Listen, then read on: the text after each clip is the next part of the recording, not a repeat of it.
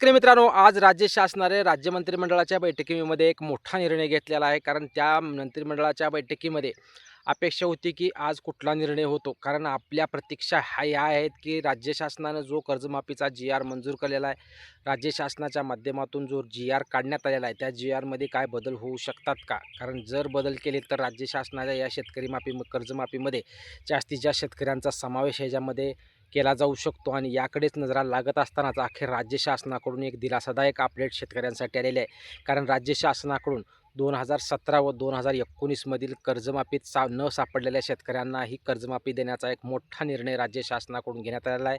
राज्य शासनाकडून 14,000 कोटीची निधीही कर्जमाफीसाठी मंजूर करण्याच्या प्रक्रियेमध्ये घेण्यात आलेला आहे. त्यामुळं राज्य शासनाकडून जी कर्जमाफी जाहीर करण्यात आलेली आहे, त्या कर्जमाफीमध्ये नियम, अटी, निकष यांच्या आधारे जी कर्जमाफी तयार करण्यात आलेली आहे, त्यामध्ये खूप शेतकरी वंचित राहण्याचा धोका या कर्जमाफीत दिसत असतानाच आता राज्य शासनाकडून यामधील जो नियम, अटी व निकष आहेत, त्या स्लो करण्याचा प्रयत्न राज्य शासनाकडून केला जात आहे. कारण यासाठी राज्य शासनाकडून शेतकऱ्याकडून होणारा रोष पाहता माननीय कृषी मंत्री यांनी केलेले वक्तव्य, माननीय बच्चूभाऊ कडू यांनी केलेले वक्तव्य, या सर्व गोष्टीमध्ये महत्त्वाचा मुद्दा जो होता तो 2017 आणि 2019 मधील जे शेतकरी आहेत, त्या शेतकऱ्यांना कर्जमाफीचा लाभ मिळणार का? कारण राज्य शासनाकडून आजच्या निर्णयामध्ये आता आज ज्या मंत्रिमंडळाच्या बैठकीमध्ये जो निर्णय झाला आहे, त्या मंत्रिमंडळाच्या बैठकीमध्ये महत्त्वाचा मुद्दा हा आहे, की जो 2017 मध्ये जे कर्जमाफीच्या योजनेमध्ये पात्र झालेले नव्हते, जे शेतकरी पात्र होते परंतु त्यांची कर्जमाफी झालेली नव्हती.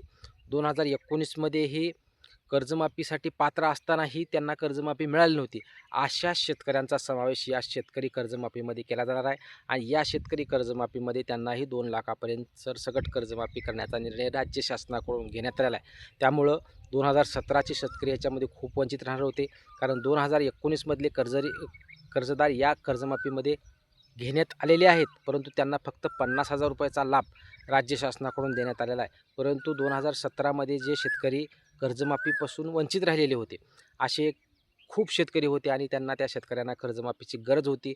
हायकोर्टानेही निर्देश दिलेले होते, की त्या शेतकऱ्यांची कर्जमाफी करा आणि अखेर राज्य शासनाकडून 2017 व 2019 मधून जे कर्जमाफीमधून राहिलेले शेतकरी होते, अशा सर्व शेतकऱ्यांच्या कर्जमाफी करण्याचा निर्णय आज मंत्रिमंडळाच्या बैठकीत घेतलेला आहे. त्यामुळे जे शेतकरी या कर्जमाफीपासून वंचित राहिले होते, त्या शेतकऱ्यांना एक दिलासादायक अपडेट म्हणावं लागेल आणि त्यांना आता कर्जमाफीचा लाभ मिळण्यापासून वंचित राहू शकत नाहीत. आता महत्त्वाचा मुद्दा झाला, की आजच्या मंत्रिमंडळामध्ये या 2 मुद्द्यावरच चर्चा झाली का?